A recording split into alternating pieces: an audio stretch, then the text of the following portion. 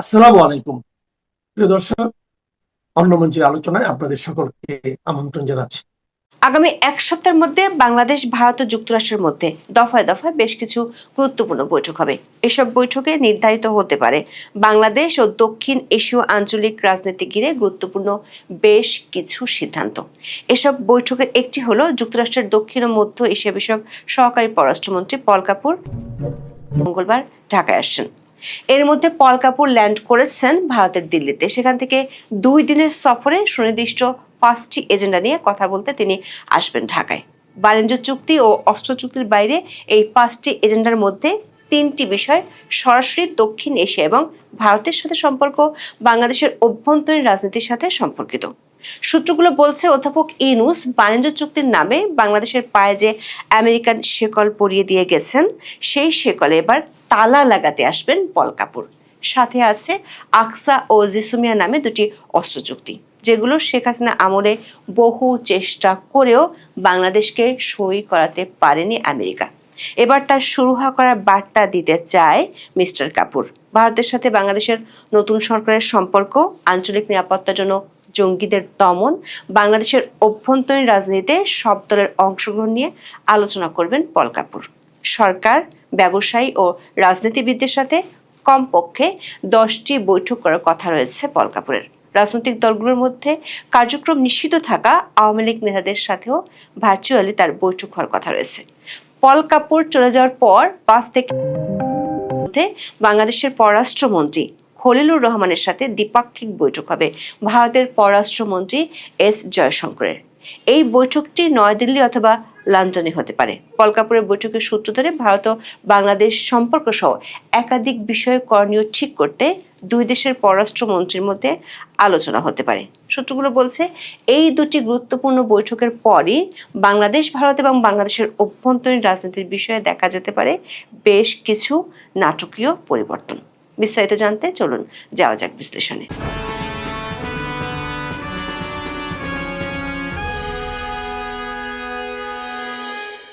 তারেক রহমানের ক্যাবিনেটের সবচেয়ে বড় বিষয় হলো খলিলুর রহমান। বিগত অন্তর্বর্তী সরকারের জাতীয় নিরাপত্তা উপদেষ্টা, নির্বাচনের পর টেকনোক্রেট কোটায় সরাসরি বিএনপির ক্যাবিনেটে যোগ দেওয়াতে অনেকেই কনফ্লিক্ট অফ ইন্টারেস্ট ইস্যুতে সমালোচনা করেছিলেন। সমালোচনা যাই থাকুক, দায়িত্ব নেওয়ার পর জনাব খলিলুর রহমানকে ব্যস্ত সময় কাটাতে হচ্ছে। নির্বাচনের আগে বিদেশি শক্তিগুলোর সাথে পর্দার আড়ালে হওয়া অনেক সমঝোতা নিয়ে সরকার হয়ে কাজ করতে হচ্ছে নতুন এই পররাষ্ট্রমন্ত্রীকে। নির্বাচনের আগে ঠিক করা ছিল বাংলাদেশে আসবেন যুক্তরাষ্ট্রের দক্ষিণ ও মধ্য এশিয়া বিষয়ক সহকারী পররাষ্ট্রমন্ত্রী পল কাপুর। গত 17 ফেব্রুয়ারি একটি ভিডিওতে আমরা জানিয়েছিলাম মার্চের প্রথম সপ্তাহে তিনি আসছেন বাংলাদেশে। বিএনপি সরকার গঠনের পরপরই গত 23 ফেব্রুয়ারি বাংলাদেশে নিযুক্ত মার্কিন রাষ্ট্রদূত ব্রেন্ট ক্রিস্টেনসেন বাংলাদেশের পররাষ্ট্রমন্ত্রী ডক্টর খলিলুর রহমানের সাথে বৈঠক করে বিষয়টি জানিয়েছিলেন। 2রা মার্চ সোমবার ঢাকার মার্কিন দূতাবাসের মুখপাত্র পূর্ণিমা রায়ের পাঠানো এক বিবৃতিতে বলা হয়েছে, যুক্তরাষ্ট্র বাংলাদেশ সম্পর্ক জোরদারে ঢাকায় আসছেন স্টেট ডিপার্টমেন্টের দক্ষিণ ও মধ্য এশিয়া বিষয়ক ব্যুরোর অ্যাসিস্ট্যান্ট সেক্রেটারি এস পল কাপুর। তিনি 3রা মার্চ মঙ্গলবার ঢাকায় পৌঁছবেন। তিনি মার্কিন পররাষ্ট্র দপ্তরে ডোনাল্ড লুর জায়গায় নিয়োগ পাওয়ার পর এটা তার প্রথম বাংলাদেশ সফর। খসড়া সূচি অনুযায়ী পল কাপুর মঙ্গলবার রাতে দিল্লি থেকে ঢাকায় পৌঁছবেন। পরদিন অর্থাৎ 4ঠা মার্চ তিনি মার্কিন দূতাবাসের কর্মকর্তাদের সঙ্গে বৈঠক করবেন। দিনের দ্বিতীয় ভাগে তিনি পররাষ্ট্রমন্ত্রী খলিলুর রহমান, স্বরাষ্ট্রমন্ত্রী সালাউদ্দিন আহমেদ, জ্বালানি মন্ত্রী ইকবাল হাসান মাহমুদ টুকু ও বাণিজ্য মন্ত্রী খন্দকার আব্দুল মুক্তাদিরের সঙ্গে বৈঠক করবেন। সন্ধ্যায় ব্যবসায়ী প্রতিনিধি দলের সঙ্গে মতবিনিময় করবেন তিনি। এদিন রাতে মার্কিন রাষ্ট্রদূতের দেওয়া নৈশভোজে অংশ নেবেন। সফরের শেষ দিনে অর্থাৎ 5 ফেব্রুয়ারি তিনি রাজনৈতিক দলের নেতাদের সঙ্গে মতবিনিময় করবেন। সূত্রগুলো বলছে, পল কাপুর কার্যক্রম নিষিদ্ধ থাকা আওয়ামী লীগের নেতাদের সাথেও বৈঠক করবেন। বৈঠকটিতে অনলাইনে অংশ নিতে পারেন সাবেক প্রধানমন্ত্রী শেখ হাসিনার ছেলে সজীব ওয়াজেদ জয়। এর আগে কমনওয়েলথ মহাসচিবও বাংলাদেশে এসে একইভাবে জয়ের সাথে বৈঠক করেছিলেন। সবশেষে পররাষ্ট্র মন্ত্রণালয়ে আয়োজিত ইফতার অনুষ্ঠানে অংশ নেবেন পল কাপুর। এছাড়া প্রধানমন্ত্রী তারেক রহমানের সঙ্গেও তার সৌজন্য সাক্ষাতের কথা রয়েছে। 6 মার্চ ভোরে পল কাপুরের ঢাকা ছাড়ার কথা। দর্শক, কূটনৈতিক বিশ্লেষকরা মনে করেন বাংলাদেশের জাতীয় সংসদ নির্বাচনের 1 মাস না যেতেই পল কাপুরের ঢাকা সফর তাৎপর্যপূর্ণ। 2024 সালে তৎকালীন আওয়ামী লীগ সরকারের সঙ্গে গণতন্ত্র নির্বাচন নিয়ে মৌলিক মতপার্থক্য থাকার মধ্যে ওয়াশিংটন থেকে ঢাকায় পাঠানো হয়েছিল তখনকার সহকারী পররাষ্ট্রমন্ত্রী ডোনাল্ড লুকে। তিনি 2023 সালের নভেম্বরে বড় রাজনৈতিক দলগুলোকে শর্তহীন সংলাপের আহ্বান জানিয়ে চিঠি দিয়েছিলেন, যা ছিল 2024 সালের 7 জানুয়ারি নির্বাচনের আগের ঘটনা। আর এবার নির্বাচনের পর যে পল কাপুর ঢাকা সফরে আসবেন সেটা গত মাসের শুরুতে বাংলাদেশের কর্মকর্তাদের জানিয়ে দেওয়া হয়। বাংলাদেশের জাতীয় সংসদ নির্বাচনের পর যুক্তরাষ্ট্র থেকে পল কাপুরের ঢাকায় আসা হবে দেশটি থেকে জ্যেষ্ঠ কর্মকর্তা পর্যায়ের প্রথম সফর। ফলে আগামী দিনগুলোতে সম্পর্কের পথনকশা কেমন হবে এবং কার কোথায় অগ্রাধিকার তা এই সফরে অনেকটা স্পষ্ট হবে। প্রশ্ন হলো, কোন কোন ইস্যু বাংলাদেশের সামনে তুলে ধরবেন মিস্টার কাপুর? কূটনৈতিক একাধিক সূত্র বলছে মোট 5টি ইস্যু নিয়ে কথা বলবেন তিনি। প্রথম ইস্যুটি হলো বাণিজ্য চুক্তি। পল কাপুরের ঢাকা সফরে অর্থনৈতিক সম্পর্কের প্রেক্ষাপটে বাণিজ্য চুক্তি বিষয়টি যে গুরুত্ব পাবে তা গত সপ্তাহে বাংলাদেশের কর্মকর্তাদের সঙ্গে আলোচনায় জানিয়েছেন যুক্তরাষ্ট্রের কর্মকর্তারা। পল কাপুরের সফর সঙ্গী হিসেবে ঢাকা সফরে থাকবেন মার্কিন পররাষ্ট্র দপ্তরের জ্যেষ্ঠ অর্থনৈতিক উপদেষ্টা লরা অ্যান্ডারসন। ত্রয়োদশ জাতীয় সংসদ নির্বাচনের মাত্র 3 দিন আগে অন্তর্বর্তীকালীন সরকার তড়িঘড়ি করে আমেরিকার সঙ্গে একটি বাণিজ্যিক চুক্তি স্বাক্ষর করেছে। এই চুক্তিকে অন্তর্বর্তী সরকার প্রথমে গোপনীয় ও প্রকাশযোগ্য নয় বললেও স্বাক্ষরের পরের দিন যুক্তরাষ্ট্র সরকার তাদের নিজস্ব ওয়েবসাইটে চুক্তির চূড়ান্ত কপি প্রকাশ করে দেয়। চুক্তিটি দেখে এরই মধ্যে স্তম্ভিত ও হতভম্ব হয়ে গেছেন অধ্যাপক ইউনূসের বলয়ে পরিচিত বাঘা বাঘা অর্থনীতিবিদরা। তাদের মতে এই চুক্তি নতুন সরকার আর বাংলাদেশের জন্য পায়ের শেকল পরানো। চুক্তি অনুযায়ী বাংলাদেশ আমেরিকা থেকে 14টি বোয়িং উড়োজাহাজ কিনবে, 15 বছরের জ্বালানি কিনবে $1500 কোটি, তৈরি পোশাক খাতের কাঁচামাল হিসেবে তুলা কিনবে, বছরে প্রায় $350 কোটি কৃষি পণ্য আমদানি করবে। টাকার অঙ্কে বেশ বড় সড়ো এসব সংখ্যা নিয়ে বেশ হইচই হলেও এই চুক্তির সমস্যা মূলত অন্য জায়গায়। আমেরিকার পণ্যের জন্য আমদানি শুল্ক শূন্য করা, যুক্তরাষ্ট্র থেকে বাধ্যতামূলক পণ্য আমদানি করা, যুক্তরাষ্ট্রের জন্য বাংলাদেশের নিরাপত্তা ব্যবস্থা খুলে দেওয়া, তথ্য প্রযুক্তি খাতে অন্য কোনো দেশের সঙ্গে ব্যবসা করতে না পারা, দেশীয় প্রতিষ্ঠানকে ভর্তুকি দেওয়া বন্ধ করা সহ চুক্তির প্রায় প্রতিটি ধারায় যুক্তরাষ্ট্রের স্বার্থকে প্রাধান্য দেওয়া হয়েছে। চুক্তি করার পরপরই মার্কিন আদালত ট্রাম্পের এই শুল্ক আরোপকে অবৈধ ঘোষণা করলে দৃশ্যপট কিছুটা পাল্টে যায়। তা সত্ত্বেও চুক্তি থেকে বের হওয়া বাংলাদেশের জন্য সহজ হবে না। ক্ষমতাধর ইউরোপীয় ইউনিয়ন আমেরিকার সাথে চুক্তি স্থগিত করার পর ট্রাম্প হুমকি দিয়ে রেখেছেন চুক্তি নিয়ে টালবাহানা চলবে না। এমনকি ডোনাল্ড ট্রাম্প 18 ফেব্রুয়ারি তারেক রহমানকে শুভেচ্ছা জানিয়ে যে চিঠি পাঠিয়েছেন সেখানে বলা হয়েছে চুক্তি অনুযায়ী বাণিজ্য করার কথা। তবে বাংলাদেশের নতুন সরকার চুক্তিটি সংসদে আলোচনার জন্য তুলতে চায়। বাংলাদেশের পক্ষ থেকে চুক্তির ভবিষ্যৎ নিয়ে পল কাপুরের সাথে বৈঠকে জানতে চাওয়া হবে। দ্বিতীয় যে বিষয়টি নিয়ে আলোচনা হবে সেটি হলো দুটি অস্ত্র চুক্তি। জিসমিয়া ও আকসা নামের এই দুটি চুক্তি 2013 সাল থেকে আমেরিকা চেষ্টা করে যাচ্ছে করার জন্য। সবশেষ 2023 সালের শেষের দিকে আওয়ামী লীগ সরকার বলে দিয়েছিল তারা নির্বাচনের আগে চুক্তিগুলো করতে চায় না। শেখ হাসিনার পতনের পর অন্তর্বর্তী সরকারের সাথে এই দুটি চুক্তি নিয়ে বেশ এগিয়েছিল মার্কিন প্রশাসন। এর মধ্যে জিসমিয়া নিয়ে আলোচনা অনেকটা অগ্রসর হয়েছে। গত বছরের নভেম্বরে যুক্তরাষ্ট্রের একটি প্রতিনিধি দল বিষয়টি নিয়ে আলোচনার জন্য ঢাকায় এসেছিল। এই সপ্তাহে ওয়াশিংটনে যুক্তরাষ্ট্রের একটি প্রতিনিধি দল এ নিয়ে সেখানকার বাংলাদেশ দূতাবাসেও আলোচনা করেছে। এবার জেসমিয়া সই করে ফেলতে চায় আমেরিকা। এর বাইরে যুক্তরাষ্ট্রে অবৈধ হয়ে পড়া বাংলাদেশিদের ফেরানোর বিষয়ে আলোচনা হতে পারে পল কাপুরের সফরে। যুক্তরাষ্ট্র থেকে এখন পর্যন্ত প্রায় 500 বাংলাদেশিকে ফেরত পাঠানো হয়েছে। ফেরত আসার প্রক্রিয়ায় রয়েছে আরও প্রায় 5000 বাংলাদেশি। পল কাপুরের সফরের এজেন্ডার আরেকটি গুরুত্বপূর্ণ ইস্যু হলো ভূ রাজনীতি। বলা ভালো, চীনের প্রভাব মুক্ত দক্ষিণ এশীয় ও বাংলাদেশে আসার আগে পল কাপুর এখন আছেন ভারতে। ইউএস এম্বাসির সোশ্যাল মিডিয়া পেজে সেখানকার ছবিও পোস্ট করা হয়েছে। দিল্লির সূত্রগুলো বলছে ভারত হয়ে বাংলাদেশে পল কাপুরের সফরে ভারত ও প্রশান্ত মহাসাগরে যুক্তরাষ্ট্রের স্বার্থ ও আগ্রহের বিষয়টি আলোচনায় আসবে। বিশেষ করে চীনের প্রভাব থেকে বাংলাদেশ বের হয়ে আসার বিষয়টি আবার সামনে আনবে যুক্তরাষ্ট্র। বাংলাদেশ সরকার নীতি নির্ধারক ও এবার সংসদে আছেন এমন দুটি রাজনৈতিক দলের প্রতিনিধিদের সাথে আলোচনায় বাংলাদেশ ও ভারতের সম্পর্কের বিষয়টি পল কাপুর তুলবেন। যুক্তরাষ্ট্র দূতাবাসের এই কর্মকর্তা বলেছেন, দীর্ঘদিনের অংশীদার হিসেবে বাংলাদেশ ভারত ইতিবাচক সম্পর্কের বিষয়ে যুক্তরাষ্ট্রের কোনো বার্তা থাকতে পারে। নির্বাচনের আগে ওই তিনটি রাজনৈতিক দলকে মার্কিন দূতাবাসের পক্ষ থেকে একই বার্তা দেয়া হয়েছিল। ওই কর্মকর্তা বলেছেন, খেয়াল করে দেখবেন, বাংলাদেশে হাদি হত্যার পর যেভাবে ভারত বিরোধী প্রচারণা শুরু হয়েছিল, নির্বাচনের আগে ইস্যুটি আর ছিল না। ভারত ইস্যুতে আঞ্চলিক নিরাপত্তা, বিশেষ করে জঙ্গি দমনের বিষয়টি আলোচনায় উঠে আসবে। ইরানের হামলাকে কেন্দ্র করে এরই মধ্যে মার্কিন দূতাবাস সহ ডিপ্লোম্যাটিক জোনের নিরাপত্তা বাড়িয়েছে বাংলাদেশ সরকার। 2রা মার্চ বিষয়টি নিয়ে স্বরাষ্ট্রমন্ত্রীর সাথে কথা বলেছেন মার্কিন রাষ্ট্রদূত ব্রেন্ট ক্রিস্টেনসেন। দূতাবাসগুলো অনলাইনে হামলার আশঙ্কাও করছে। 1 মার্চ ভারতীয় হাই কমিশনার প্রণয় ভার্মা দেখা করেন স্বরাষ্ট্রমন্ত্রী সালাউদ্দিন আহমেদের সাথে। সে বৈঠকে তিনি জানান, ভারতের ভিসা আবেদন ওয়েবসাইট বাংলাদেশ থেকে হ্যাক করার চেষ্টা করা হয়েছে। স্বরাষ্ট্রমন্ত্রী তড়িৎ ডিএমপির সাইবার ক্রাইম ইউনিট ও counter terrorism and transnational crime ইউনিটকে নির্দেশনা দেন। পল কাপুরের সফরের সবশেষ এজেন্ডাটি হলো বাংলাদেশের অভ্যন্তরীণ রাজনীতি। সূত্রগুলো বলছে, নির্বাচনের আগে ফেব্রুয়ারির শুরুর দিকে বেশ কিছু বিষয় নিয়ে বিএনপি জামাতের সাথে আলোচনা করেছিলেন মার্কিন রাষ্ট্রদূত ব্রেন্ট ক্রিস্টেনসেন। সেখানে কিছু বিষয় নিয়ে অলিখিত সমঝোতা হয়েছে। তার একটি হলো আওয়ামী লীগ সহ কয়েকটি দলের রাজনীতিতে অংশগ্রহণের সুযোগ দেওয়া। আওয়ামী লীগের নিষেধাজ্ঞার বিষয়টি রাজনৈতিক দল এবং সরকারের শীর্ষ পর্যায়ের সাথে পল কাপুরের আলোচনায় উঠে আসবে।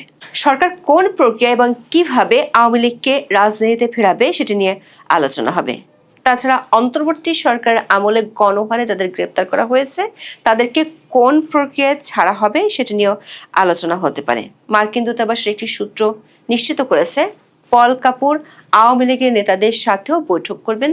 সে বৈঠকে সজীব ওয়াজেদ জয় ভার্চুয়ালি যোগ দিতে পারেন। একটি সূত্র বলছে, আওয়ামী লীগ ইস্যুতে সরকার কিছু কৌশলী হতে চায়। বিরোধী দল, বিশেষ করে জামাত ও এনসিপির চাপের কথাটি তারা তুলে ধরবে।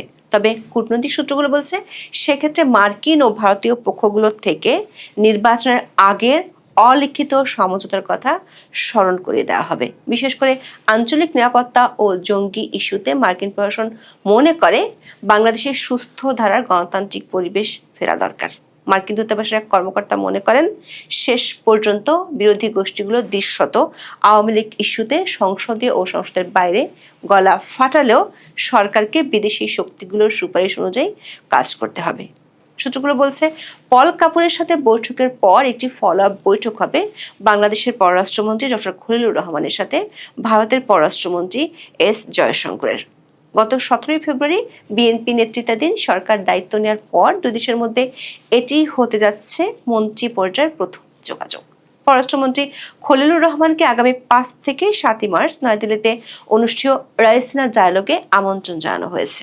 এছাড়া আগামী 8 মার্চ লন্ডনে কমনওয়েলথ পররাষ্ট্রমন্ত্রী পর্যায়ের বৈঠকেও তার অংশ নেওয়ার কথা রয়েছে, যেখানে জয়শঙ্করও উপস্থিত থাকতে পারেন। কূটনৈতিক সূত্রগুলো বলছে, পররাষ্ট্রমন্ত্রীর ভ্রমণসূচির উপর ভিত্তি করে এই দ্বিপাক্ষিক বৈঠকটি নয়াদিল্লি অথবা লন্ডনে অনুষ্ঠিত হবে। পররাষ্ট্র মন্ত্রণালয়ের একজন কর্মকর্তা জানান, এটি একটি পার্শ্ব বৈঠক হবে, যা পরবর্তীতে সম্ভবত এপ্রিল মাসে দুই দেশের জয়েন্ট কনসালটেটিভ কমিশনের আনুষ্ঠানিক বৈঠকের পথ প্রশস্ত করবে। দর্শক, পল কাপুর ও জয়শঙ্করের সাথে বৈঠকের আগে মার্কিন ও ভারতীয় রাষ্ট্রদূতের সাথে বাংলাদেশ সরকার উচ্চ পর্যায়ের ব্যক্তিদের একাধিক বৈঠক হয়েছে। কূটনৈতিক সূত্রগুলো বলছে, পল কাপুরের সফর এবং এস জয়শঙ্করের সাথে বৈঠকের পর বাংলাদেশের অভ্যন্তরীণ রাজনীতির অনেক কিছু পাল্টে যেতে পারে। জুলাই আন্দোলনে যারা নেতৃত্ব দিয়েছে, যারা অংশগ্রহণ করেছে, তাদেরকে নিশ্চিতভাবেই আইনি এবং সাংবিধানিক সুরক্ষা বিএনপি দিতে চায়। কিন্তু তার মানে এই নয় যে বিএনপি হত্যা, অগ্নিসংযোগ, লুটপাট, রাষ্ট্রীয় স্থাপনায় হামলাকারী এবং রাষ্ট্রীয় স্থাপনা ধ্বংসকারী অপরাধীদেরকে আইনি সুরক্ষা এবং সাংবিধানিক সুরক্ষা দেবে। এখন কারা যে জুলাই আন্দোলনকারী আর কারা যে অপরাধী, খুনি, অগ্নিসংযোগকারী এবং রাষ্ট্রীয় স্থাপনা ধ্বংসকারী, এই বিষয়টি আলাদা করবার জন্যে বিএনপি সরকার খুব শিগগিরই পুলিশ হত্যার বিচার এবং তদন্ত শুরু করবে। বাংলাদেশে 2024-এর জুলাই আগস্ট আন্দোলনের সময় এবং তারপর প্রায় কয়েকদিন ধরে যে পুলিশ হত্যার ঘটনা ঘটেছে, সেই ঘটনাগুলোর বিচার হবে কিনা তা নিয়ে বিএনপির এক এক মন্ত্রী, মানে খুবই শীর্ষস্থানীয় সিনিয়র মন্ত্রীরা এক একজন যে এক এক কথা বলছেন কিংবা এক এক রকম বার্তা দেওয়ার চেষ্টা করছেন এক এক সময়, তার কারণ হচ্ছে বিএনপির এই নবনির্বাচিত সরকার খুব ভালো করে জানে যে পুলিশ হত্যার বিচার নিয়ে তারা যে প্রত্যাশা, আতঙ্ক, কনফিউশন, দ্বিধা, দ্বন্দ্ব যা তৈরি করতে পেরেছে, সেটাই এই মুহূর্তে তাদের সরকার ক্ষমতায় আসার পর যে একটা আপাত আইন শৃঙ্খলা পরিস্থিতির উন্নয়ন অনুভূত হচ্ছে, মানে মবের রাজত্ব একরকমের নিয়ন্ত্রণে এসে পড়েছে বলে মাঝে মাঝেই আশা যাচ্ছে এই পরিস্থিতিটা যে সৃষ্টি হয়েছে তার পেছনে ওই পুলিশ হত্যার বিচার প্রসঙ্গটি অত্যন্ত গুরুত্বপূর্ণ ভূমিকা রাখছে। বিএনপি তাই খুব পরিষ্কার করে জানে যে পুলিশ হত্যার বিচার নিয়ে তার দ্বিধাগ্রস্ত হওয়ার কোনো সুযোগ নাই। দেখেন, যে নাটকটা একেবারে সাম্প্রতিক অনুষ্ঠিত হলো সংবাদ মাধ্যমের সামনে, সেটা হচ্ছে বিএনপির মহাসচিব, সিনিয়র নেতা মির্জা ফখরুল ইসলাম আলমগীর, এখন স্থানীয় সরকার মন্ত্রী, তিনি সাংবাদিকদের সামনে তাদের প্রশ্নের উত্তরে বলে বসলেন যে পুলিশ হত্যার বিচার তো হতেই হবে এবং পুলিশ হত্যার বিচারে বিএনপি ঠিক সে পথেই এগোবে যেভাবে স্বরাষ্ট্রমন্ত্রী সালাউদ্দিন আহমেদ বলেছেন। তারপর ব্যাপক মানে একটা শোরগোল পড়ে গেল, বিশেষ করে জুলাই আন্দোলনে নেতৃত্ব দানকারী বীর তরুণেরা একেবারে কেঁপে উঠলেন যে তার মানে কি ইউনূস সরকার যে অধ্যাদেশ দিয়ে গেছে, দায়মুক্তি অধ্যাদেশ দিয়ে গেছেন, সেই অধ্যাদেশ কি তার মানে বিএনপি সরকার মানবে না? তার মানে বিএনপি সরকার এখন এই পুলিশ হত্যার বিচার শুরু করবে, আর হত্যার বিচার হলে তাতে তো মৃত্যুদণ্ড হবে, মানে ফাঁসির দড়ি কি তাহলে সামনে ঝুলছে? এসব নিয়ে একেবারে কেঁপে উঠে তারা নানা রকম দেন দরবার, আলাপ আলোচনা, দর কষাকষি এবং মৃদু হুমকি ধামকিও দেওয়া শুরু করলো সংবাদ মাধ্যমের সামনে। এরপর আবারও যখন সাংবাদিকেরা স্বরাষ্ট্রমন্ত্রী সালাউদ্দিন আহমেদকে প্রশ্ন করলেন এ প্রসঙ্গে, তখন সালাউদ্দিন আহমেদ বললেন যে পুলিশ হত্যাকাণ্ডের তদন্তের বিষয়ে তিনি ইতিপূর্বে কোনো তো বক্তব্য দেন নাই এবং তিনি বললেন যে তিনি ঠিক জানেন না স্থানীয় সরকার মন্ত্রী মির্জা ফখরুল ইসলাম আলমগীর কেন বললেন যে স্বরাষ্ট্রমন্ত্রী পুলিশ হত্যার বিচারের বিষয়ে যা বলেছেন সেটাই হবে এবং দ্রুত তদন্ত করা হবে। স্বরাষ্ট্রমন্ত্রী বলছেন তিনি জানেনই না মির্জা ফখরুল ইসলাম আলমগীর কেন তার বরাত দিয়ে এমন একটা কথা বললেন, কারণ তিনি বলছেন আমি তো ইতিপূর্বে এ বিষয়ে কোনো বক্তব্য দিই নাই, মহাসচিব কি বলেছেন তা আমি জানি না।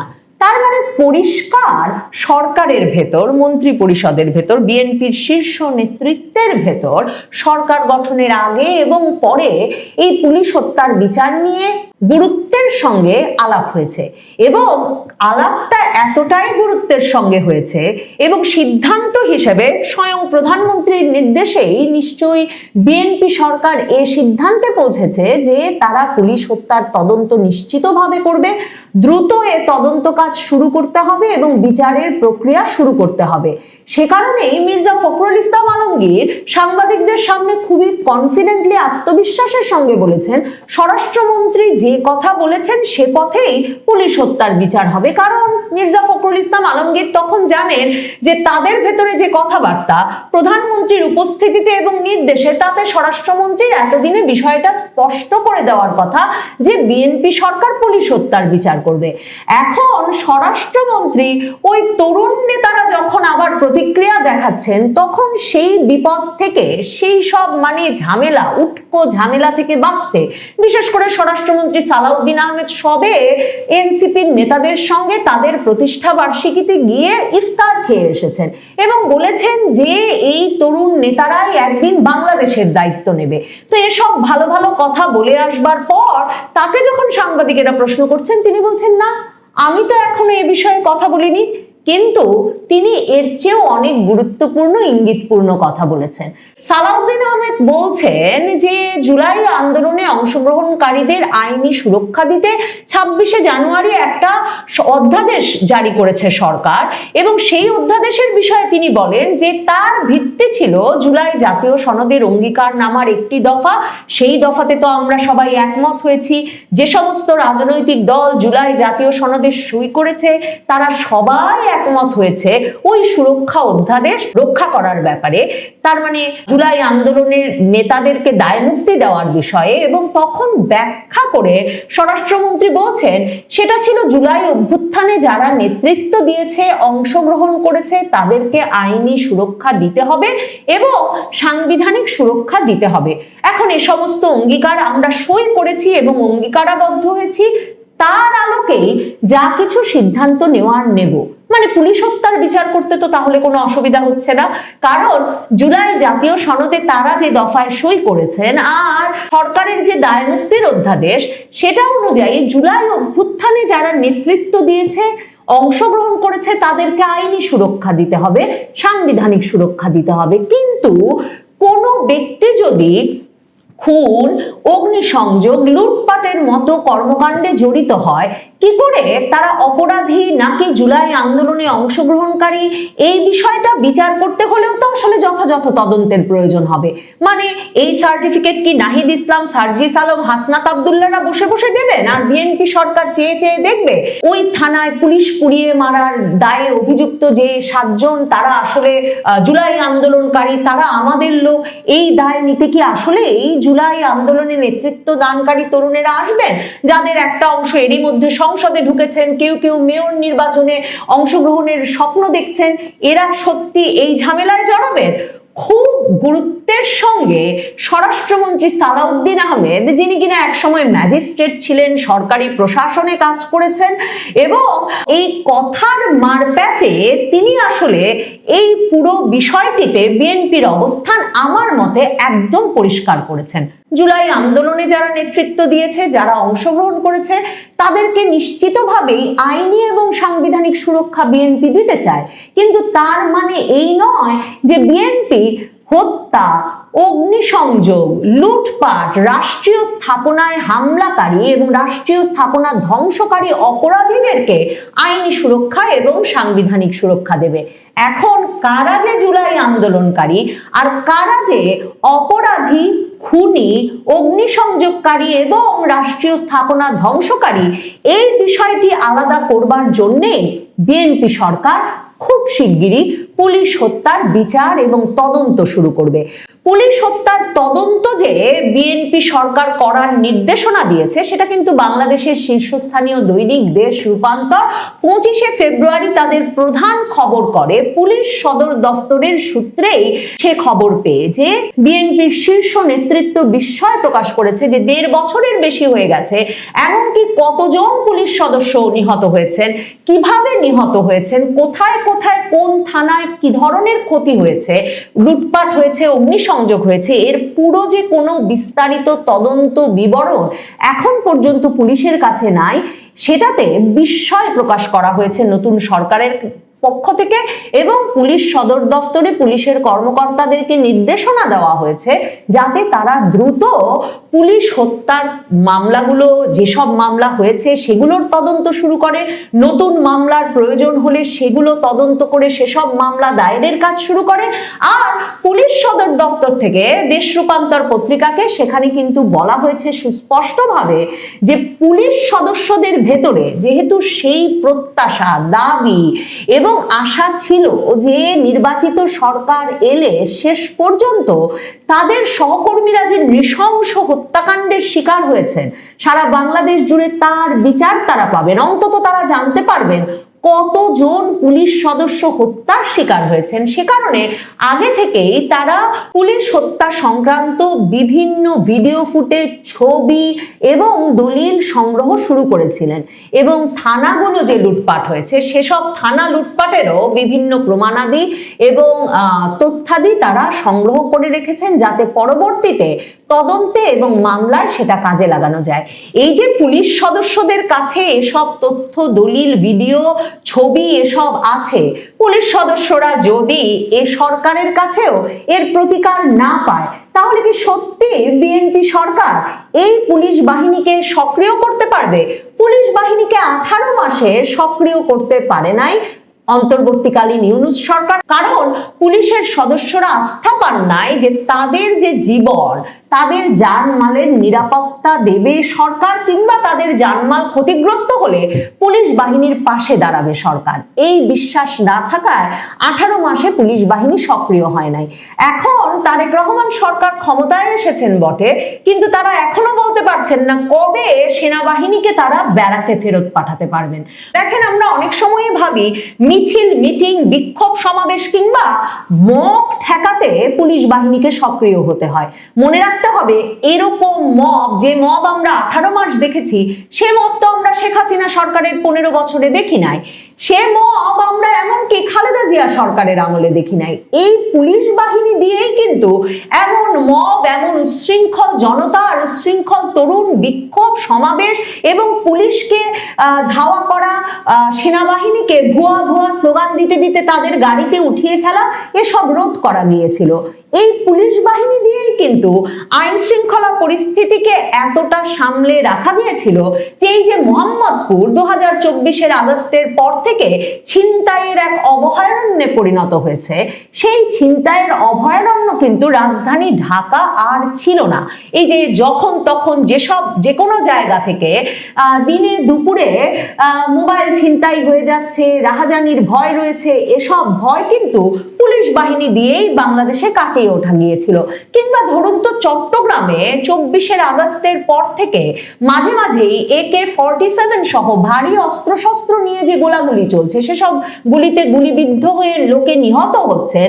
এই যে সম্প্রতি এক ব্যবসায়ী কোটি টাকা চাঁদা দিচ্ছেন না বলে তার বাড়ির সামনে পুলিশ প্রহরা থাকার পরেও দুর্বৃত্তরা ভারী অস্ত্রশস্ত্র দিয়ে তার বাড়ি লক্ষ্য করে গুলি চালাতে থাকলো, এমন যে ঘটনা, মানে এমন যে একটা সিনেমার মতো অপরাধের ক্ষেত্র হয়ে উঠেছে সারা বাংলাদেশ, তার কারণ কিন্তু এই যে পুলিশ বাহিনীর গায়ে হাত তোলা হয়েছে, পুলিশ বাহিনীকে পিটিয়ে মেরে ঝুলিয়ে রাখা হয়েছে, পুলিশ বাহিনীকে পিটিয়ে মেরে ঝুলিয়ে থানা লুটপাট করে আগুন দিয়ে পুলিশের গায়েও আগুন দিয়ে দেওয়া গেছে।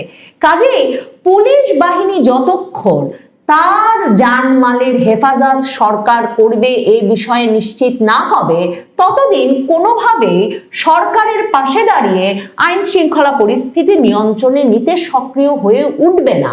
আর আইন শৃঙ্খলা পরিস্থিতি শতভাগ নিয়ন্ত্রণে নিয়ে না আসতে পারলে যে কোনো গণতান্ত্রিকভাবে নির্বাচিত সরকারের জন্য মেয়াদ পূর্ণ করা খুব কঠিন হয়ে দাঁড়ায়। সে কথাও তারেক রহমান জানেন স্বরাষ্ট্রমন্ত্রী সালাউদ্দিন আহমেদও। আর ভাবেন তো, ইনকিলাব মঞ্চ রেডি, জাতীয় নাগরিক পার্টি রেডি, আরো রেডি অনেক অনেক মঞ্চ, অ্যালায়েন্স, বৈষম্য বিরোধী ছাত্র আন্দোলন, সারা বাংলাদেশ জুড়ে মব করতে, থানা পোড়াতে, আর রাষ্ট্রীয় সম্পদে আগুন দিতে।